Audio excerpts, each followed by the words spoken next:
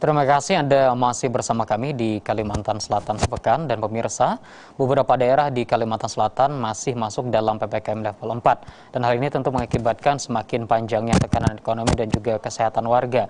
Lalu bagaimana sebaiknya para pihak bertindak agar bisa keluar dari PPKM level 4 ini? Kami telah tergabung dengan tim pakar COVID-19 dari Universitas Lambung Mangkurat, Bapak Hidayatullah Muttaqin. Selamat sore, Assalamualaikum Pak Hidayatullah. Waalaikumsalam, selamat sore Mas Herli. Ya, terima kasih sudah bergabung dengan kami di akhir pekan ini, Pak Hidayatullah. Ya, siap. Kabar baik, Pak ya? Alhamdulillah. Baik, kita bicara tentang PPKM level 4 dan kita ketahui bahwa di Kalimantan Selatan terjadi perpanjangan di beberapa kabupaten kota masih masuk dalam PPKM level 4. Nah, ini menurut pandangan Anda seperti apa? Ya, jadi kalau berdasarkan asesmen Kementerian Kesehatan per 27 Agustus kemarin, itu masih ada 8 kabupaten kota yang asesmen level situasinya berada di level 4. Tapi kan keputusan pelaksanaan PPKM level 4 itu tidak hanya berdasarkan asesmen Kementerian Kesehatan, jadi pertimbangan dari pemerintah pusat. Memang dalam sepekan terakhir itu terjadi penurunan kasus konfirmasi, ya. Jadi cukup banyak penurunan kasusnya dibandingkan minggu-minggu sebelumnya, tetapi penurunan itu kemudian disertai dengan penurunan testing. Di samping di sisi yang lain kepatuhan masyarakat di dalam penerapan prokes itu masih agak kurang. Saya memberikan contoh berdasarkan indikator monitoring kepatuhan masyarakat dari Satgas Pusat untuk Barito Kuala yang pekan lalu baru saja keluar dari PPKM level 4, ya, itu sangat merah, ya, ininya prokesnya sangat rendah pada pekan ini. Nah, itu jadi ketika terjadi penurunan status level 4, maka kemudian itu bisa memicu penurunan ketaatan pada penerapan protokol kesehatan, di samping semakin meningginya mobilitas penduduk. Padahal dua hal ini, yakni protokol kesehatan dan juga mobilitas penduduk, itu adalah sisi hulu dari penanganan pandemi COVID-19. Ya, artinya yang kita evaluasi ini sebenarnya bukan hanya yang di level 4 saja, tapi yang di level 3 pun harusnya bisa terus memperbaiki kualitas penanganan COVID-19-nya, dalam artian terkait dengan pengetatan prokes dan sebagainya, begitu Pak? Ya, betul sekali. Jadi bagaimanapun situasinya di level 4, di level 3, atau di level 2, maka kita senantiasa harus tetap waspada, protokol kesehatan tidak boleh menurun, dan mobilitas penduduk tetap terkendali. Sebagai gambaran saja, mobilitas penduduk Kalimantan Selatan di dalam pekan ini itu masih lebih tinggi dibandingkan dengan mobilitas penduduk di Jakarta. Dalam pengertian bukan komparasi secara langsung, ya, mobilitas penduduk Jakarta dengan Kalsel, karena tentu saja populasi Jakarta itu jauh lebih besar daripada Kalimantan Selatan. Tapi pengertiannya itu adalah perubahan mobilitas penduduk dibandingkan situasi sebelum pandemi COVID-19, yakni di awal tahun 2020. Nah, di situ mobilitas penduduk Kalsel pada saat ini masih lebih tinggi dibandingkan Jakarta. Jadi dalam beberapa pekan terakhir, khususnya dalam satu pekan ini, terjadi penurunan kasus konfirmasi, maka ada indikasi sebenarnya penurunan itu belum mencerminkan situasi real bahwa terjadi penurunan penularan di tengah masyarakat. Memang jumlah pasien di rumah sakit pada hari Jumat yang lalu sudah turun dibandingkan sepekan sebelumnya. Tetapi kalau kita bandingkan jumlah pasien per hari Jumat yang lalu 27 Agustus dibandingkan akhir Juli, itu kurang lebih sama, masih di atas 1.000 pasien di rumah sakit. Ya. Artinya dari sisi mobilitas ini adalah yang paling perlu diperhatikan. Tapi kita lihat bagaimana sebetulnya di Banjarmasin penyekatan ini dilakukan, kemudian walaupun ini di jam-jam tertentu. Nah, apakah ini efektif sebenarnya dilakukan? Apalagi tadi kita lihat jika dihubungkan dengan angka temuan kasus mestinya yang juga turun, tapi penyekatan juga terus dilakukan. Artinya pemerintah sudah mulai berani nih untuk lebih tegas begitu Pak Hidayatullah. Bagaimana?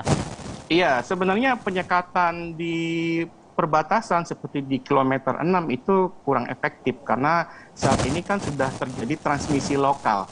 Jadi seharusnya itu penyekatan itu dilakukan sebelum terjadinya potensi masuknya varian Delta pada bulan ya paling lambat tuh pada awal Juni yang lalu gitu ya, setelah liburan panjang Hari Raya.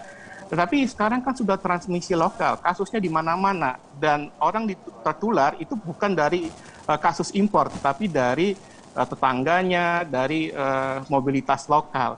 Sementara Banjarmasin sendiri adalah wilayah yang paling besar populasinya, sekitar 700.000 penduduk, dan paling padat penduduknya, sehingga justru transmisi lokal paling banyak itu terjadi di Banjarmasin. Sehingga kalau disekat, itu juga tidak efektif. Yang paling penting adalah bagaimana kita bisa menurunkan mobilitas penduduk secara lokal di dalam kota Banjarmasin maupun mobilitas penduduk antar kabupaten dan kota maupun antar daerah. Nah, disitulah pentingnya kita tetap menjaga supaya tensi kegiatan ekonomi itu tidak menyebabkan mobilitas penduduk semakin tinggi. Yang terjadi kan sekarang terjadi pelonggaran demi pelonggaran sehingga mobilitas penduduk tetap tinggi sejak awal pandemi, sejak awal PPKM sampai saat ini, bahkan terus semakin meningkat mobilitas penduduk. Ya, kalau disinggung Pak Hidayatullah tadi bagaimana penyekatan dilakukan ini sebenarnya terkesan kurang begitu efektif. Tetapi kan ada syarat masuk untuk ke Kota Banjarmasin, misalnya ada beberapa syarat yang harus dipenuhi untuk masuk ke Kota Banjarmasin. Dan ini mungkin salah satu cara untuk mengeliminir datangnya impor kasus COVID-19 ke Kota Banjarmasin. Apakah ini juga berpengaruh sebenarnya, Pak? Sangat kecil ya, karena kasusnya itu justru banyak terjadi di Banjarmasin, ya, penularan itu bukan dari luar gitu ya. Jadi justru ketika terjadi penyekatan itu menguntungkan di daerah luar dibandingkan di Banjarmasin. Tapi sebenarnya kalau kita ingin menurunkan mobilitas penduduk, kembali kepada persoalan bagaimana kita mengendalikan kegiatan ekonomi itu sendiri. Karena kan mobilitas penduduk itu sebagian besar tercipta dari adanya kegiatan ekonomi. Ya, orang turun bekerja di dalam kota karena ada pekerjaan di sana, bahkan dari luar kota datang ke Banjarmasin karena ada pekerjaan di sana atau ada kegiatan belanja lainnya. Nah, jadi di sini sebenarnya supaya efektif bagaimana kita memutus mata rantai penularan, maka mobilitas penduduk ini harus diatur sedemikian rupa. Kalau kita lakukan penyekatan pada saat transmisi lokal sudah terjadi, maka yang muncul malah penumpukan di jalan, dan juga itu terlalu besar anggarannya untuk hasil yang kurang efektif gitu. Ya, yang menarik misalnya di Banjarbaru, Pak Hidayatullah, itu tadi disampaikan bahwa ada mereka yang terpapar COVID-19 lalu melakukan pemeriksaan kesehatan sendiri, melakukan tes usap sendiri, dan tidak melaporkan ke fasilitas kesehatan terdekat. Nah, ini seperti apa seharusnya, dan apa yang bisa dilakukan oleh pemerintah? Ya, betul sekali, dan ini tidak hanya di Banjarbaru, di seluruh wilayah Indonesia. Jadi banyak penduduk yang merasa menjadi kontak erat atau ada gejala, mereka memeriksakan diri secara mandiri, khususnya menggunakan rapid test antigen, dan kemudian positif, dan mereka melakukan isolasi mandiri. Persoalan pertama adalah data mereka itu tidak masuk gitu ya ke dalam database NAR, sehingga tidak diketahui kondisi, kasus yang mereka alami itu tidak terlaporkan kemudian, sehingga kasus-kasus konfirmasi yang terjadi pada saat ini yang terus mengalami penurunan, maka itu saya katakan tadi belum mencerminkan keadaan sesungguhnya, karena ada kasus-kasus yang itu kemudian tidak terdata. Nah, ini belum lagi termasuk masyarakat yang tidak mau memeriksakan diri gitu, dan entah karena takut, entah karena salah informasi, termakan informasi hoax dan lain sebagainya. Dan kira-kira ini cukup banyak terjadi kalau di Kota Banjarmasin itu, di pemukiman padat, di pemukiman kumuh, bahkan kalau di kabupaten itu sudah terjadi di pelosok di pedesaan, sehingga kasus-kasus yang terjadi di situ, bahkan kasus kematian itu kemudian tidak tercatat dan akhirnya tidak terlaporkan. Nah, inilah kita harus hati-hati dengan turunnya indikator kasus konfirmasi dalam beberapa minggu terakhir, yang itu boleh jadi akan memicu kelengahan kita, mengurangi kewaspadaan masyarakat, padahal situasinya belum tentu seperti itu, karena terjadi penurunan testing yang cukup besar. Sebagai contoh, misalnya pada saat PPKM level 4 diputuskan untuk Barito Kuala, itu testingnya sekitar 600-an per minggu. Kemudian pada saat sudah keluar dari PPKM level 4, turun menjadi sekitar 200-an per minggu, sehingga turun sepertiga. Nah, jadi ini situasi yang harus kita waspadai. Jangan sampai kondisi ini kemudian memicu kelengahan, ketidakwaspadaan, sehingga kemudian prokesnya semakin kendur, mobilitas penduduk semakin tinggi, dan kemudian kita siap-siap lagi untuk menghadapi gelombang yang keempat. Gitu. Ya, baik. Mungkinkah beberapa kabupaten dan kota di Kalimantan Selatan yang masuk dalam PPKM level 4 ini bisa keluar seperti Barito Kuala misalnya, yang berhasil keluar dari level 4, walaupun tadi disinggung terkait dengan prokes mereka masih rendah. Ini bagaimana? Bisa saja keluar kalau kita semua serius. Tetapi keluar ini kadang-kadang karena permasalahan turunnya testing tadi, sehingga kasus konfirmasinya menurun. Gitu. Nah, ini yang harus kita waspadai. Jadi kita harus serius. Yang pertama, dari sisi hulunya, protokol kesehatannya ini yang sangat penting, supaya itu jangan sampai turun, tapi terus mengalami peningkatan. Kemudian mobilitas penduduk itu bisa dikendalikan, tidak terlalu tinggi dalam situasi saat ini. Yang ketiga adalah testingnya itu jangan turun. Jangan sampai kasus itu turun karena turunnya testing. Jadi kita berharap kasus itu turun karena pada saat testingnya sedang mengalami peningkatan gitu. Sementara tracing kan sudah ada peningkatan pada saat ini, tetapi masih relatif rendah. Nah, jadi tujuannya apa? Supaya kita bisa memutus mata rantai penularan, sehingga beban rumah sakit, beban nakes juga berkurang dibandingkan situasi pada akhir Juli atau di awal Agustus kemarin. Ya, nah kita bicara tentang upaya keluar dari level 4 PPKM level 4 ini. Yang paling konkret yang bisa dilakukan oleh pemerintah kabupaten kota agar bisa turun jenjang lah seperti itu, ini bagaimana, Pak? Secara konseptual itu sederhana. Ikuti aturan di dalam PPKM level 4 itu dan implementasikan sesuai aturannya gitu. Jadi jangan sampai kita mengikutinya tetapi tidak betul-betul diimplementasikan sebagaimana aturan di dalam PPKM level 4. Seperti misalnya adanya batasan work from office untuk yang sektor non esensial, ya kan? Dan ternyata mobilitas di tempat kerja di Kalimantan Selatan masih tinggi meskipun ada PPKM level 4. Nah, itu mengindikasikan apa?